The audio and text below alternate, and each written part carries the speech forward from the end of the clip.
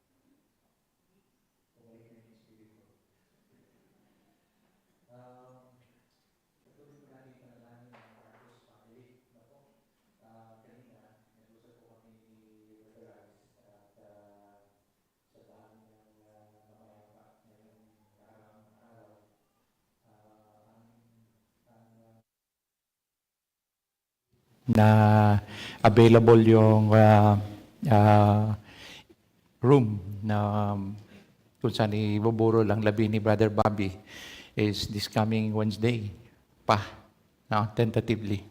So, ganun ka dami. No? Sa akin, for the past weeks,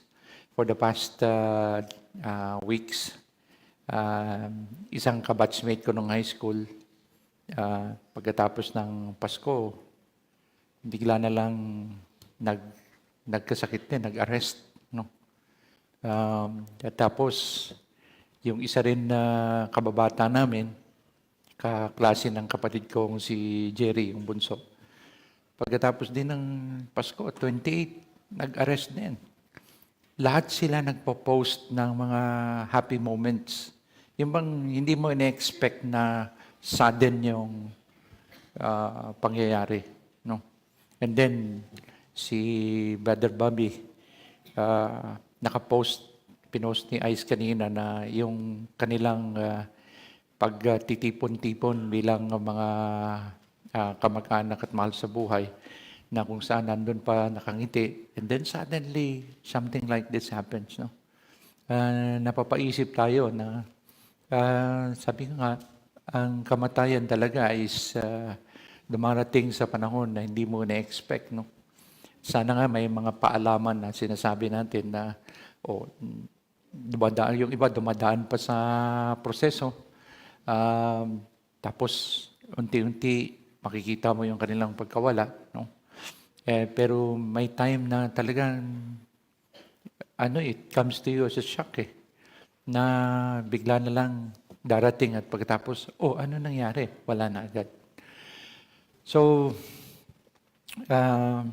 itong mga pangyayaring ito ay nagpapaalala sa atin ng buhay ay talagang napakaikli. No, po, hindi natin alam kung kailan. No? Hindi rin naman natin kailangan at tingnan ang buhay natin na para bang nagkaantay ka na lang na anytime baka kuhanin ka na ng Panginoon, hindi rin magiging maganda. No? Pero sabi nga ng Biblia, ang katotohanan is it is appointed unto man once to die and after that, the judgment. So, that is an appointment. We do not know when, that we have to prepare. No? Hindi mo naman yung parang grim ka na tuwing matutulog ka is inaalala mo kung gigising ka pa. Hindi naman kailangan na maging ganun. Pero when that time comes, ang mahalaga is nakahanda mo yung sarili at meron kang tamang puso sa Panginoon. Yun ang kailangan nating naisip. Ngayon, itong taon na ito na darating, nasa na agad tayo, 4, no? Isang pikit ng mata mo lang, naka 4 days ka na, no? Within the year.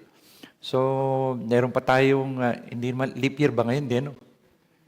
Hindi ko alam kung leap year ngayon, no? Pero 16 is, kung may 16 yan, divided by 4, at merong whole number, ibig sabihin niya, leap year yan, no? Pero ganun pa man, we can look at this year as a brighter year, no? And mapaalalahanan tayo na we can confidently walk this year together with our great shepherd, the Lord Jesus Christ. We are not alone when we walk through the days of these years.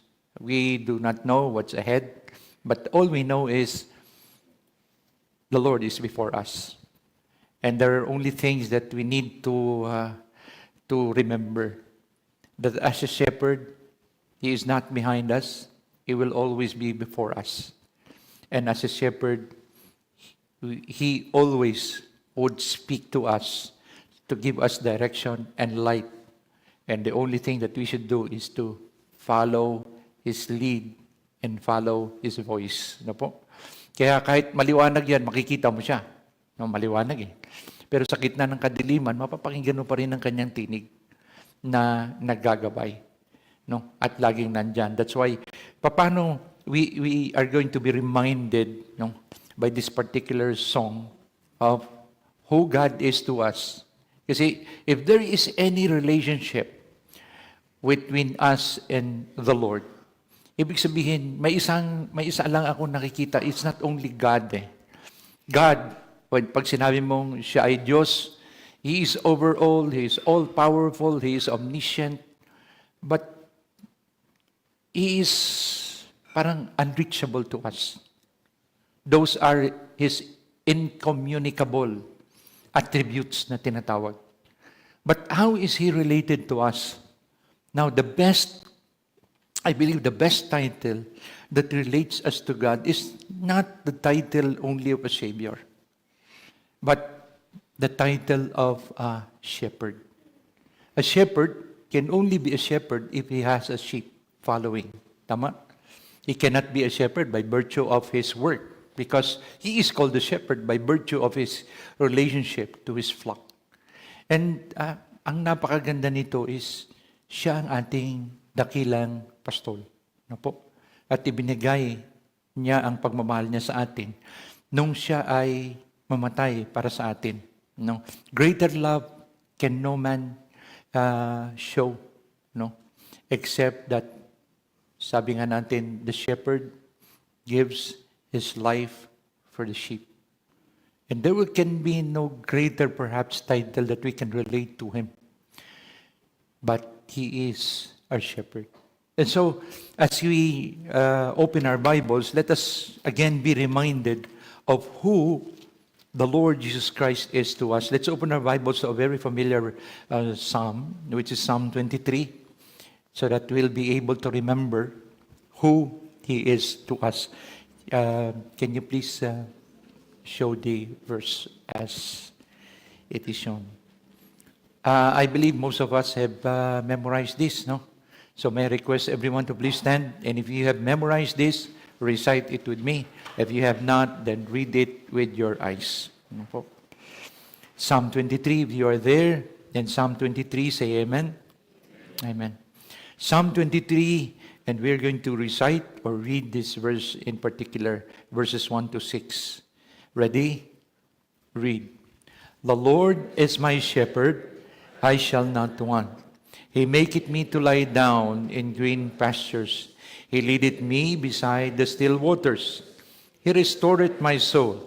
He leadeth me in the paths of righteousness for His name's sake. Yea, though I walk through the valley of the shadow of death, I will fear no evil, for Thou art with me. Thy rod and Thy staff, they comfort me. Thou preparest a table before me in the presence of mine enemies. Thou anointest my head with oil. My cup runneth over. Surely goodness and mercy shall follow me all the days of my life, and I will dwell in the house of the Lord forever. Let us pray. Most gracious Heavenly Father, again we commit to you our hearts. Remind us, dear God, of who you are to us as our great and loving shepherd. Your loving kindness is shown upon us by shepherding our soul, dear God. And everything that you are thinking about us, it is more than the sand of the desert, nor the sand of the sea. Lord, Thou hast loved us forever, dear God. And as we trek to this year. We don't know what is ahead of us. But what we do know is you are before us. You are protecting us. And nothing, dear God, will happen to us that you do not know, first of all. And that, Lord, everything that you do, you mean well for us. And so, Lord, as we walk to the days of these years and the days ahead, may we walk confidently, looking unto Jesus, the author and finisher of our faith, who, for the joy that was set before him, endured the cross, despising the shame. Now, Lord, we look unto thee, and we look, dear God, for the working of thy Spirit in our midst, planting the seed and reminding us of who we are before you and who you are to us, dear God. May we, dear God, prepare our hearts as we, again, take nourishment from thy word. We submit to you, dear Lord, in Jesus' most precious name we pray. Amen. Opo po kayong lahat.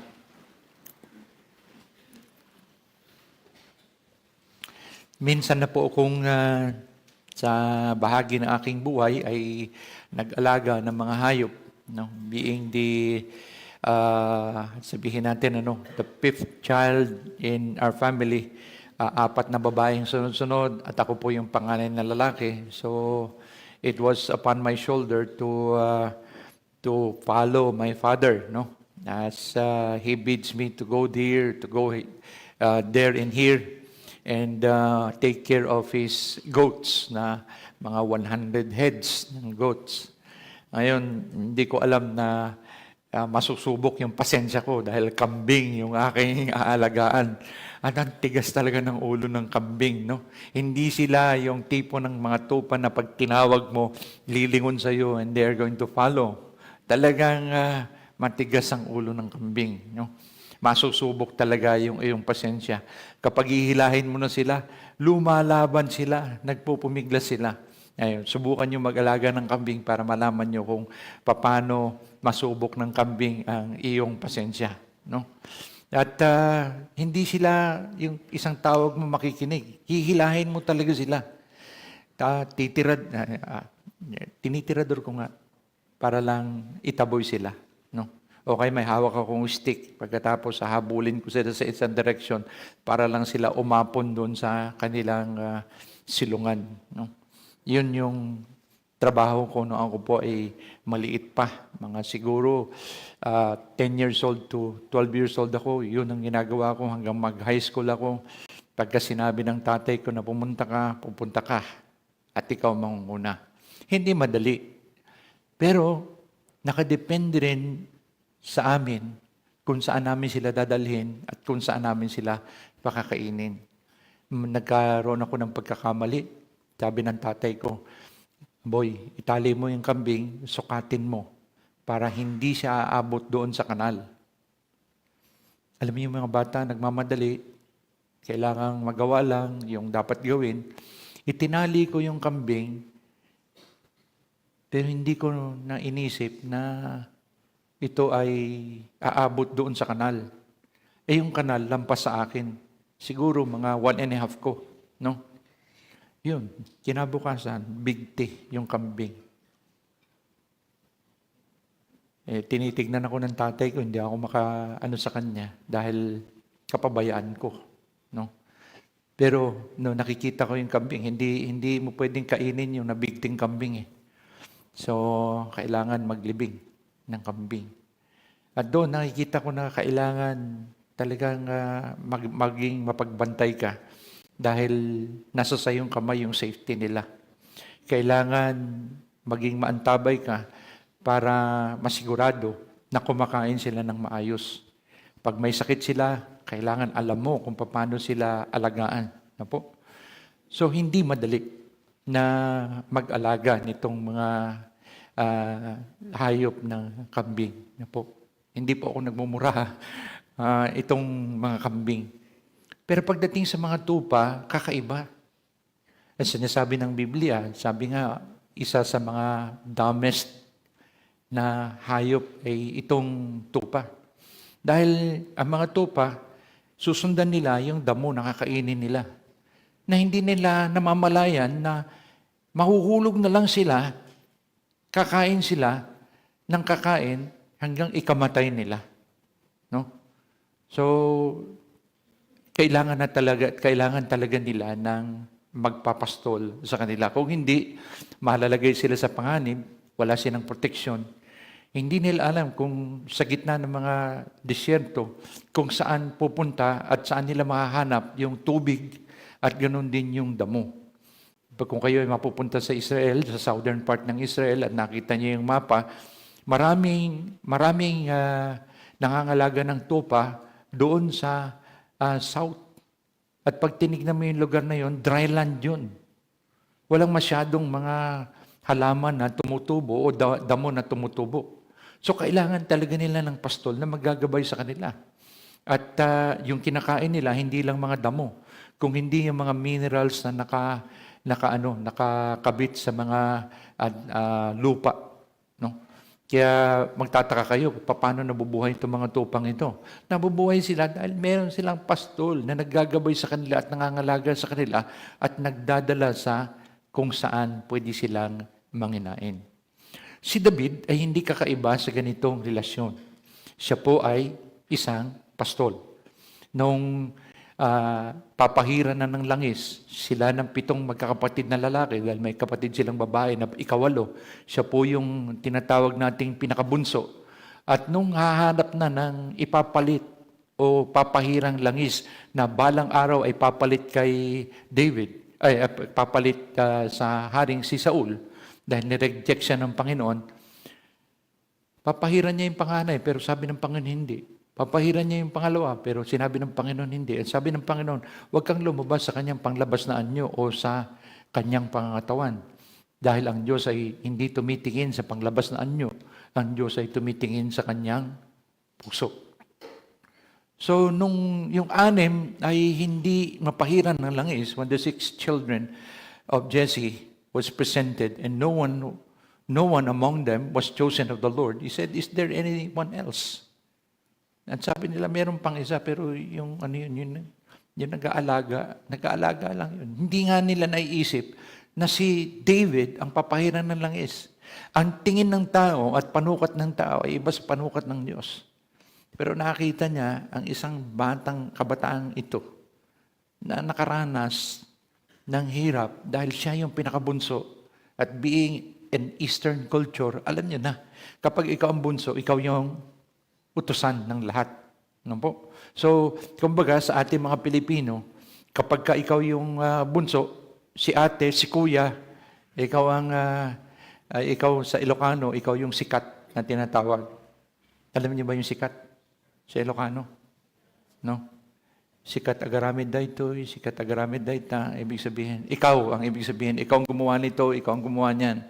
Kaya pag sinabing sikat, ibig sabihin, hindi yun talagang famous, no? Ikaw ang gagawa. Ganon din ang palagay nila kay David. Pero pansinin niyo si David, hindi ka man lang nakakita ng reklamo sa kanya o nagsabi siya ng anumang bagay laban sa kanyang mga kapatid. No? Ganon din yung pag-uugali niya. Nung sumunod na siya kay Saul, hindi man lang siya nakapakinig ng reklamo sa kanya, bagamat tinahanting na siya ni Saul. Dinidevelop ng Panginoon itong taong ito. Para makita niya ang iba-ibang uri ng mga tao.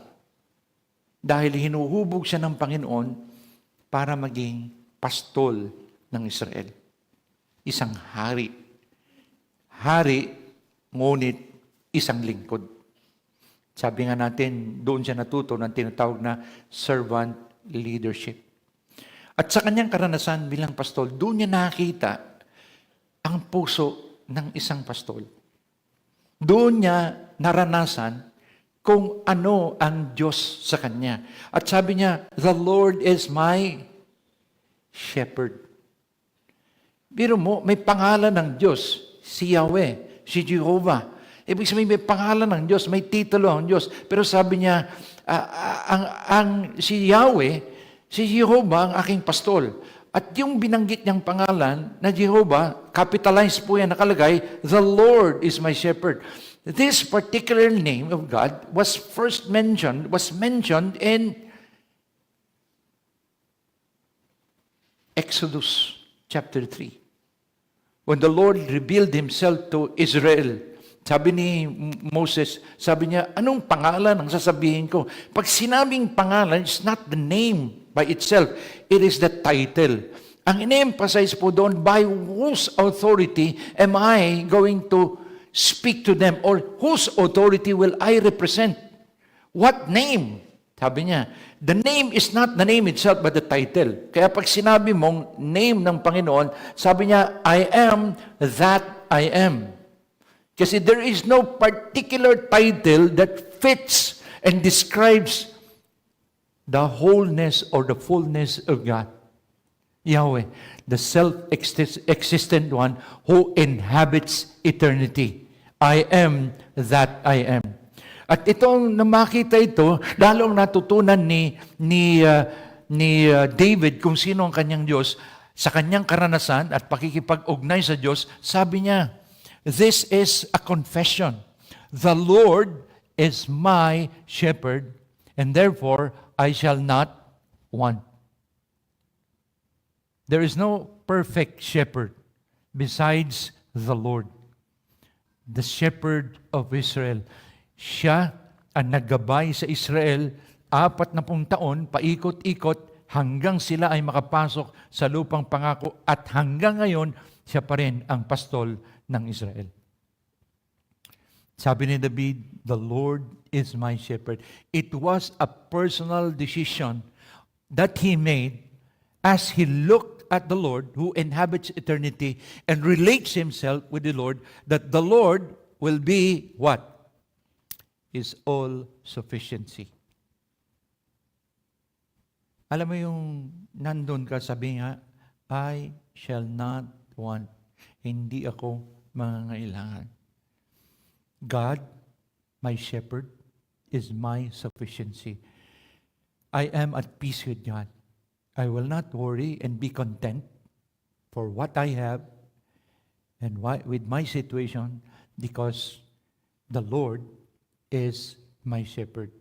Ang tanong natin sa sarili natin, ganito. Ano bang hinahanap mo? What would be sufficient for you to satisfy you? Siguro, sabi nga natin, basta na what satisfies us is what we hold in our hands. But David's satisfaction is what? Who holds him in his hands. Hindi yung hawak natin ang sufficiency natin. Dahil mabibitawan natin ito. Paulit-ulit ko na sinasabi, kung hindi ang sufficiency natin ay kung sino yung nangunguna sa atin at nangangalaga sa atin. Siya ang kasapatan natin. Hindi mo siya mauunawahan at hindi mo siya mauunahan.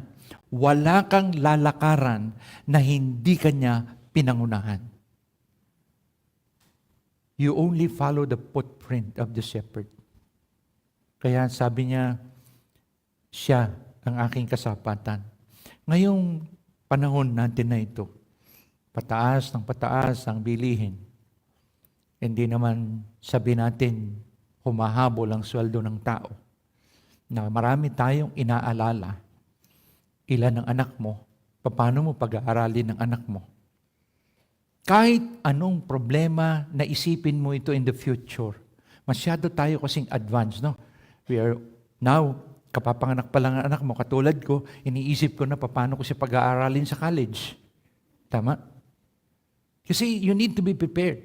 You want to give the best to your children to the point that you worry so much that you cannot live within the day.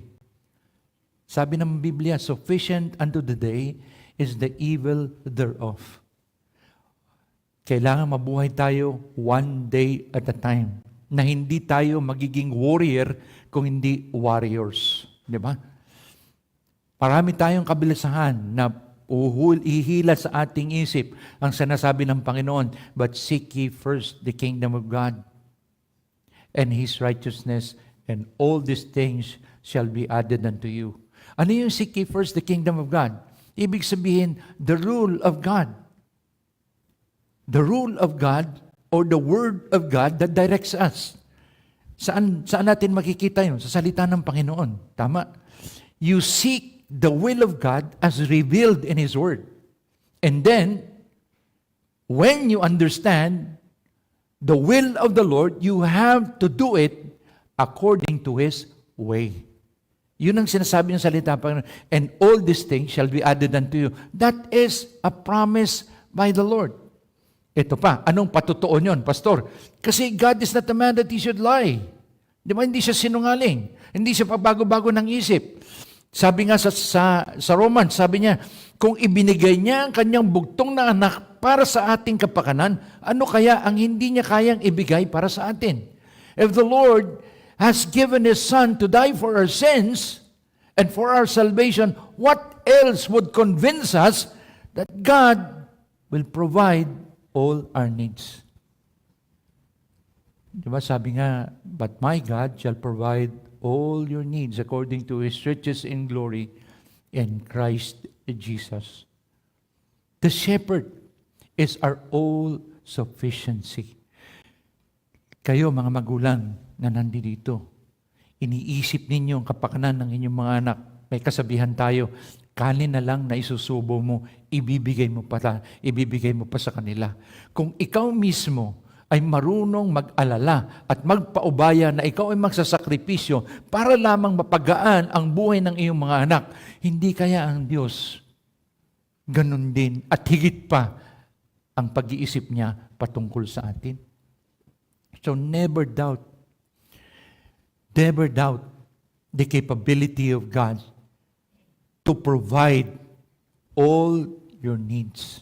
Pero sabi niya nito, the Lord is my shepherd, I shall not want.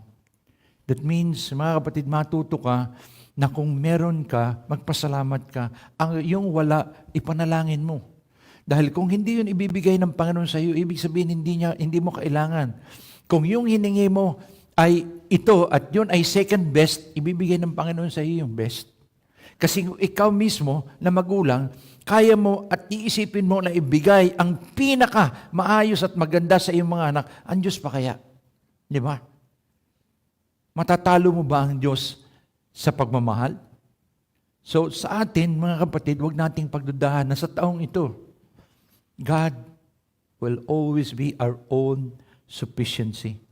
Sinasabi rin sa salita ng Panginoon, He maketh me to lie down in green pastures. He leadeth me beside the still waters. Napakasimple ng buhay ng isang tupa. Napakasimple. Nakakita ka na ba ng tupa na nagsabi, anong flavor ngayon ng pagkain natin? Saan mo na naman kami dadalhin ang layo ng nilakad namin? Wala ka mapapakinggang tupa. Ang tupa ay sumusunod lamang. Sabi nga, my sheep hear my voice, I know them, and they follow me. At makikita mo rito, they are satisfied. The shepherd brings them to a point where their needs are met to their satisfaction. Ngayon, may sinful nature tayo, yung tupa wala eh. When he eats and is satisfied, he rests. Tayo, wala nang katapusang trabaho Meron na tayo, sabi nga, humingi ka ng kalingkingan. Binigyan ka ng kalingkingan, gusto mo yung palad. Binigyan ka ng palad, gusto mo yung kamay. Binigyan ka ng kamay, gusto mo na yung buong tao. Yung selfishness natin. Yung materialism natin. Yung goals natin, earthly goals, without ever considering eternal goals, that brings us to greater problems. Learn to be content for what you have. Diba? Pray. Make life simple. Hindi mo kailangan maging complex. Ano po? Hindi ko ito sinasabi sa inyo para magsabihin yung awa. No? Hindi. Okay. Ang Panginoon napakabuti sa akin. Napakabuti sa pamilya namin. May istorya ako, may istorya kayo. Pero pareho ang Diyos natin. Ang mga magulang ko, napakabuti. Nagtaguyod sila. Nagpapasalamat ako, binigyan kami ng mga magulang na katulad nila. Kung makikita niyo yung kamay ng tatay ko at kamay ng nanay ko, talagang hindi Miss Universe yung mga kamay nila. Kalyo. Makikita mo yung legs ng nanay ko, puro varicose vein. Pero para sa akin, yun ang pinakamaganda. Makikita mo yung mukha ng tatay ko na puro kulubot, pero yun ang pinakagwapo para sa akin. Dahil yun ang tatay at nanay na nangalaga sa akin. Sila ang nag-provide para sa akin. Naririto ako dahil sila ay nagmahal sa akin. Pero siningil ba nila ako? Inobliga ba nila ako? Na nang makatapos na ako mag-aral, boy, ikaw naman mag-alaga sa amin. Walang ganun. Walang ganun. Pag sinabi nila, boy, may bigas ba kayo? Kuhanin mo na yung bigas dito. Hanggang malalaki na kami, yun pa rin ang iniisip nila. Yung kapakanan namin. Boy, kumusta na yung ano mo? Kasi ang nanay ko, ang kapatid niya, pastor. Lumaki siya sa bahay ng isang pastor. Alam niya ang buhay ng isang pastor na hindi ganon kagrandyoso ang buhay ng isang pastor. Kaya alam niya, anak, ito, sila pa ang nagbibigay. Hindi kami humihingi. Sila ang marayang nagbibigay dahil alam nila kung ano ang buhay ng isang pastor. Humingi ba kami? Hindi, nananalangin kami sa Panginoon na ipaubaya yung aming mga pangangailangan. Sabi ko nga sa inyo, nandito ako hindi dahil sa kakayahan ko, hindi dahil sa biyaya ng Panginoon. Sila nag-provide, bawat isa sa amin. May title ng lupa. Ito ang para sa bahay mo. Ito ang para sa pagtatayo mo ng bahay mo. Ito ang pagtatayan mo ng bahay mo. Lahat kami, bago pumanaw ang magulang namin, meron kaming residential lot. Tanong, may pantayo ba ako ng bahay? Yun lang. No? Inaalala ko ba yun? Ibig sabihin, ngayon nakatira kami, nangungupahan kami, forever maaaring mangupahan kami. Pero, poproblemahin ko ba yun? Na wala akong bahay? Doon ako magtatayo sa probinsya. O sige, nakapagtayo ako ng bahay. Andito ako sa Maynila. Matitirhan ko ba? May bahay naman ako. Pwede ko ipagmayabang kung sakaling makapagtayo ako doon. Ang ganda ng bahay ko. Pero, matitirhan ko ba? Meron tayong mga bagay na iniimbak natin Iniimbak natin. At hindi masama na maggawa ng mga bagay na ganito. Pero you should look at things that God has given you on the view of stewardship. Binigyan ka ng Panginoon para maging daluyan ka ng pagpapala. May mga kapatiran na meron silang mga ekstrang mga bahay na sinasabi, Pastor, gamitin niyo ito para sa ganito. Pag may bisita, Pastor, gamitin niyo ito para sa ganito. Pastor, pag ganito. Nagpaparaya sila. Merong mga kapatiran na pag may mga outing tayo, sasabihin nila, Pastor, itong sasakyan pwedeng gamitin. Pag DBBS, Pastor, ito pwedeng pangsundo. Nakikita niyo ba yung kanilang puso na yung nakikita nila na itong mga gamit na ito na binigay, gagamitin natin para sa kaluwalhatian ng Panginoon. Dahil ito ay iprovide ng Panginoon para ito'y maging daluyan ng pagpapala. Hindi ito pagpapalang basta na lang tumigil sa iyo. Pinagpala ka para maging pagpapala ka. Ngayon, kung hindi mo madidiscover yun, yung pagkakontento mo, hindi darating yan sa buhay mo. Dahil maiimbak yan sa iyo. Maiimbak. Pagkatapos sa bandang huli, lugi ka. Bakit? Yung dapat na gamitin mo for reward, wala. Sayang. Tama? Kung meron akong 1,000,000, 25 years ago, 50 years ago. Kung meron akong 1,000,000, 50 years ago, magkano na ngayon ang value ng 1,000,000?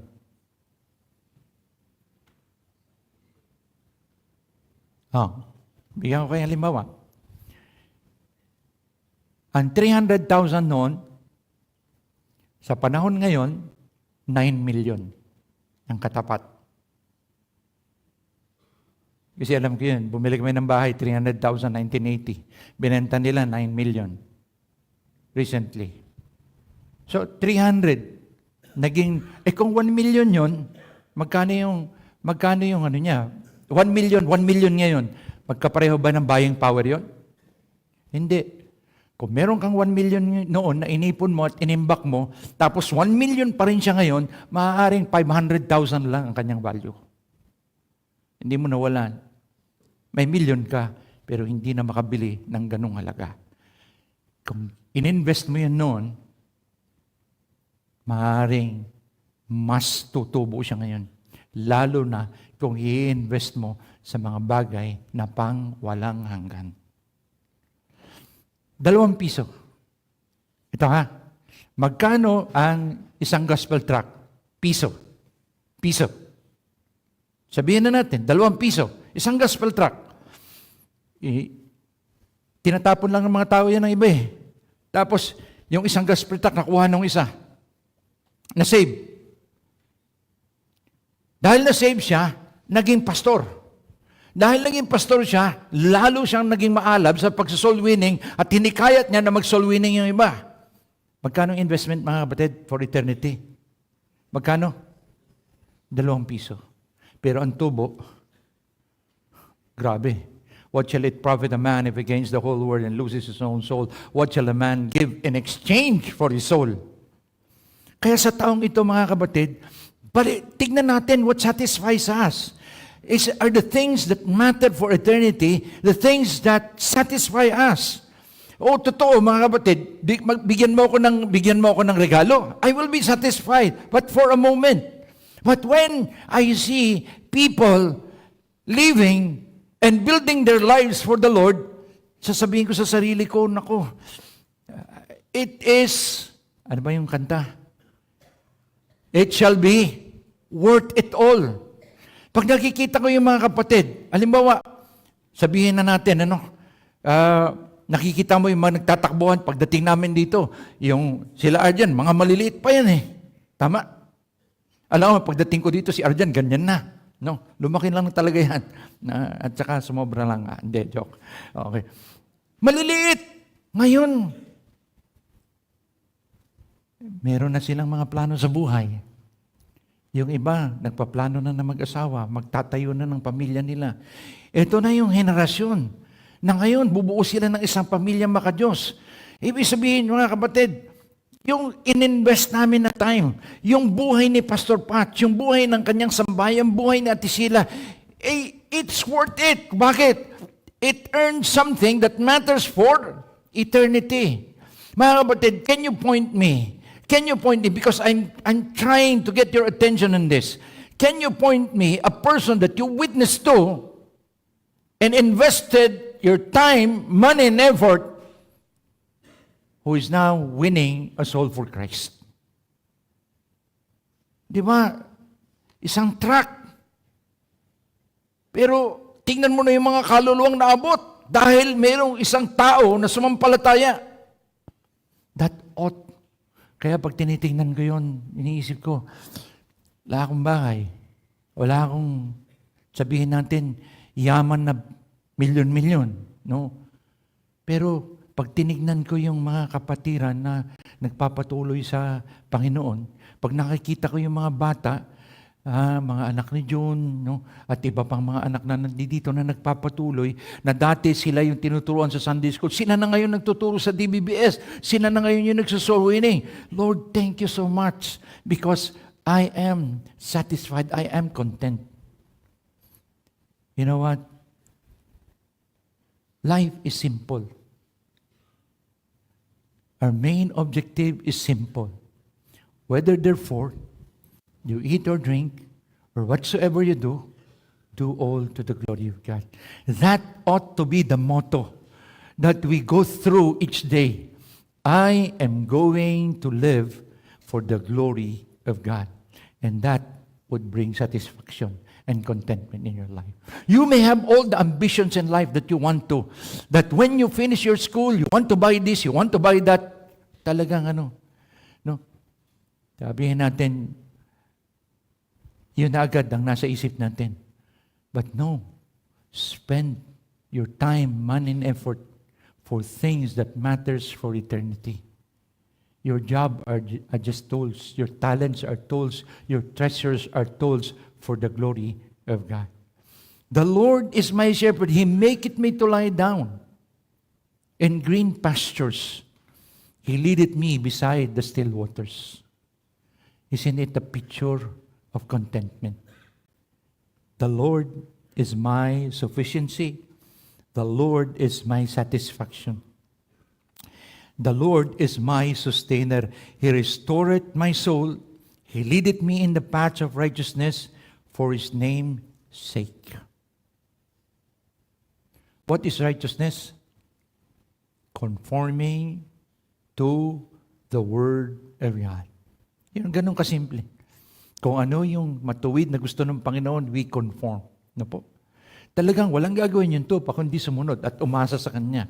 At kailangan malaman natin kung wala siya, wala tayong magagawa. Sabi ng Panginoon sa kanyang mga when they strike the shepherd, ano mangyayari sa mga tupa? Magpapangalat. Wala silang pastol eh. Sabi nung tignan ng Panginoon ang kaparangan at nakita niya yung mga tao doon. Sabi niya, they are like sheep.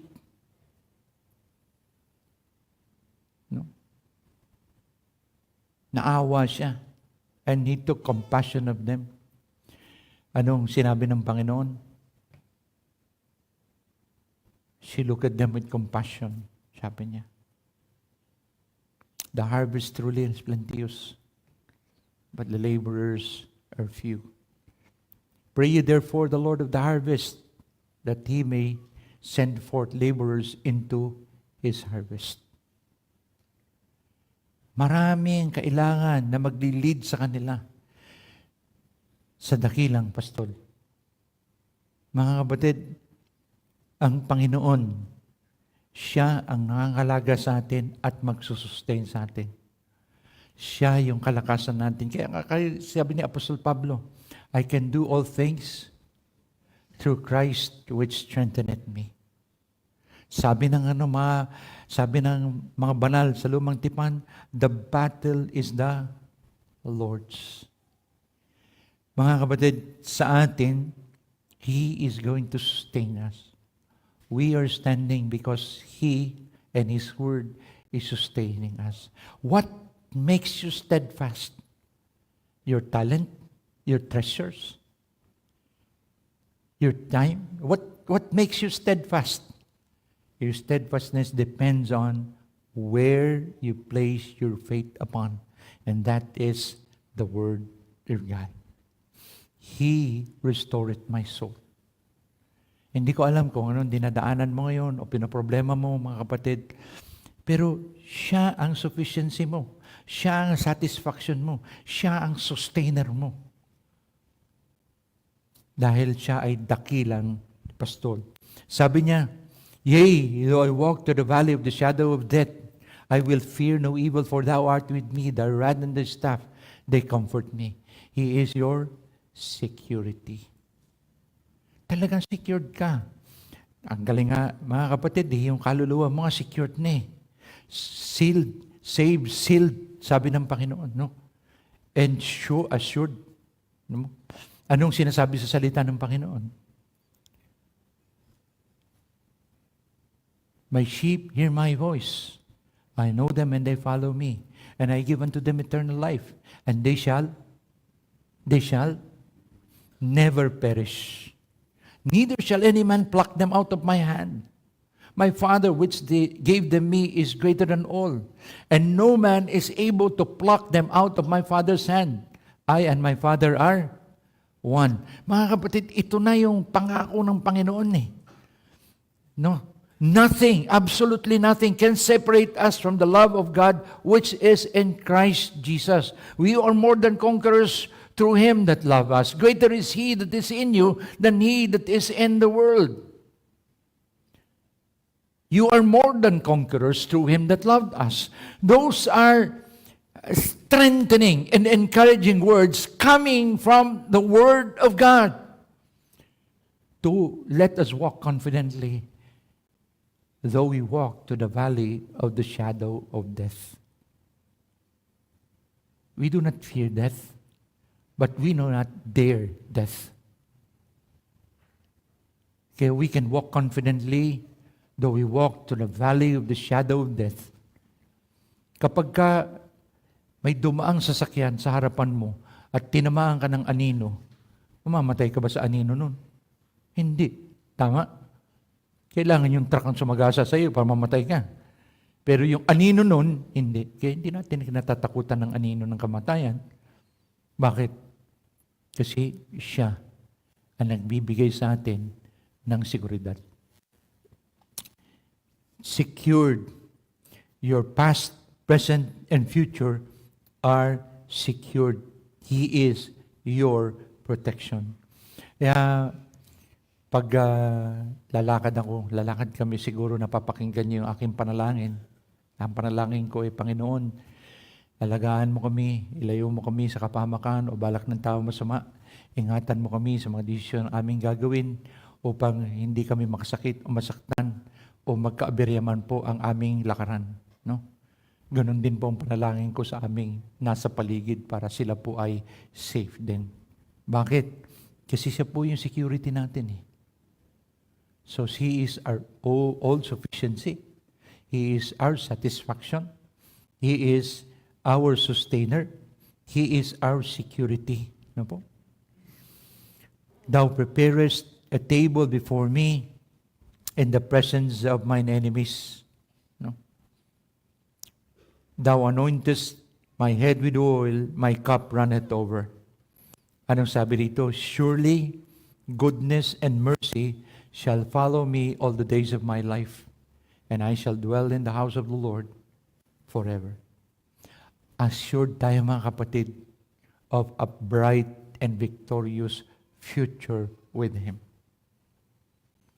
Kahit sabi natin sa paglakad natin ngayon, let's fix our eyes upon Him. Because nothing, absolutely nothing that happens to us is unknown to Him. God is never surprised for whatever things are in front of us. He will never leave us nor forsake us as our loving and great shepherd. Paano niya pinatunayan? Binigay niya ang kanyang buhay para sa atin. Kung kaya niya ibigay ang buhay niya para sa atin, ano ang hindi niya kaya para sa kapakanan natin? Sa gabing ito, as we focus our attention to our great shepherd, let this reverberate in our minds. The Lord is my shepherd. I shall not want. Let's review. The Lord is my all sufficiency. The Lord is my satisfaction. The Lord is my sustainer. The Lord is my security. And the Lord is my surety. Na po? Kung may insurance tayo, siya yung insurance natin at assurance natin. No? At sa gabing ito, isipin natin, as we go through the Lord's Supper, this is the kind of love that God is showing to us. A committed kind of love that will not separate us from Him. Let's pray. O aming Diyos na makapangyarihan sa lahat, nawa ang kalamang ito ay dumating sa aming buhay. At nawa ang kaalamang ito, Panginoon, ay maalala namin kung dadaan kami sa maraming hamon ng buhay. Naalala ko po, Panginoon, si Spurgeon, na si Charles Haddon Spurgeon, isang magiting na mangangaral. Sabi niya, tinuturo niya na may kagalakan sa Panginoon. Tinuturo niya na ang kalakasan ay sa Panginoon. Pero kung meron man siyang pinaglalabanan sa kanyang buhay, ayun po yung depression. Panginoon, kami po ay mahina. Ikaw lang po ang aming kalakasan at pag-asa. Ikaw po ang aming dakilang pastol. Pangunahan mo kami. At katulad, Panginoon, ng sinabi ni Solomon nung siya'y itanghal mong hari ng Israel, tinanong mo siya kung ano ang hihilingin niya sa panalangin. He did not ask for power. He did not ask for treasure. He did not ask for talent.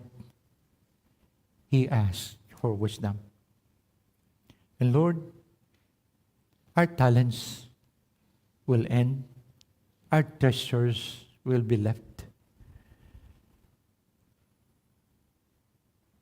Our abilities will end. But Lord, you are our shepherd. Only you can satisfy. And I pray, dear God, that each one of us will walk confidently, not because we are strong, not because we are talented, not because of our treasures, but because we have a great shepherd, the great shepherd of our soul, who gave his all for us. He became poor to enrich us. And we thank you, Lord, that you are our great shepherd. Again, we submit our hearts to you, dear Lord. In Jesus' most precious name we pray. Amen. Ihanda na po natin.